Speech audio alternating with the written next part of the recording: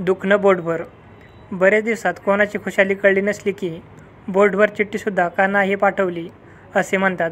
आमच्या वाड्यातल्या एक बाई भाऊजाईने मला बोटभर चिंधीसुद्धा नाही दिली हो अशी तक्रार करायच्या.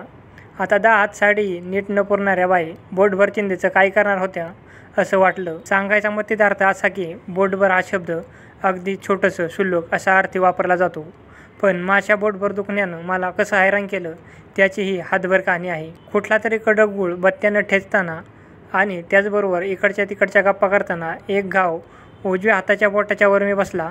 तो घाव वर मी बसला याचं मर्मज्ञान उशिरा झालं. घाव बसताना वेदना होऊन मी बोट तोंडात घातलं, पण तू डावखोरी नसताना उजव्या हाताचं बोट कसं दुखवलं म्हणून इतरांनी आश्चर्याने तोंडात बोटं घातली.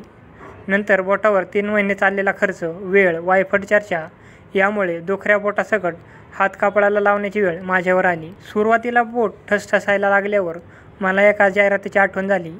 मलम मलिये काम पे चलिये. मी बोटावर मलम लावले, पण कामासाठी ते मुळीसुद्धा नाही वळले. मी बोटाकडं दुर्लक्ष केल्याचा बोटाला राग आला असणार.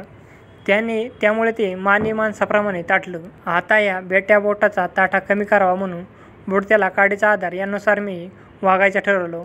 अहो, म्हणजे गरम पाण्यात शेकून पाहिलं होतं, पण छे मोडेन पण वाकणार नाही असा मराठीपणा दाखवला त्यानं. शिवाय रागानं हुप्प होऊन फुगून बसलं अन हे टम्म झालं बोट.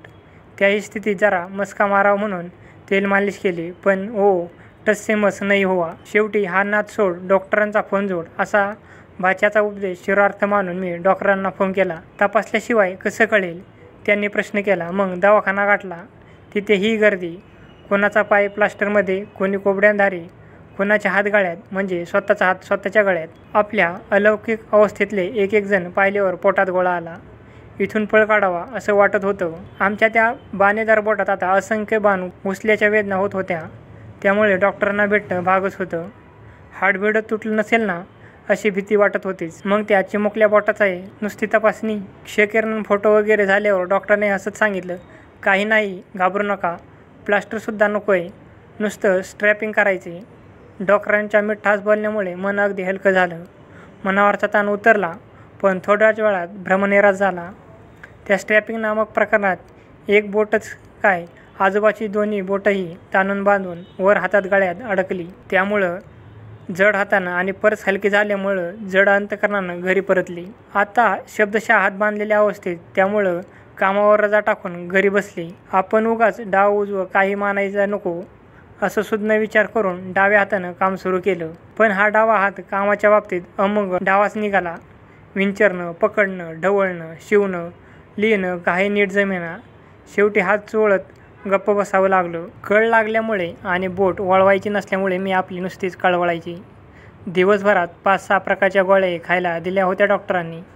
आता पोटात गेलेल्या या गोळ्यांना बोट बरं करायचं की पोट हे कसं काय समजत असावं अशी माझी बालपणापासूनची बाळबोध शंका आहे, पण ती विचारायचं धाडस होत नाही. त्यामुळे अवसान गोळा करून गोळ्या गिळंकृत केल्या.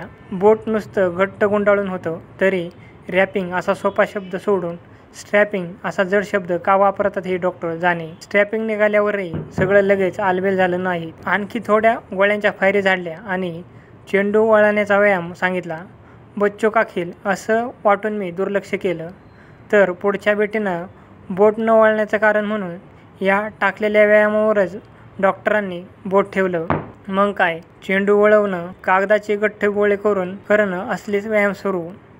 राजा संपून कामावर गेले, पण बोटामुळं कामाचा बट्ट्या बोळच. हळूहळू हाताच्या पावलांनी आलेलं दुखणं मुंगीच्या पावलांनी बरं होऊ लागलं. पण अजून मी बोटं मोडू शकत नाही.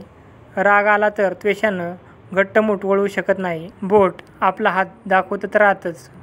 आपल्याकडं प्रभाते करदर्शनम करण्याची प्रथा का पडली असावी हे आणि आता बोटाचं महत्त्वही समजलं आहे.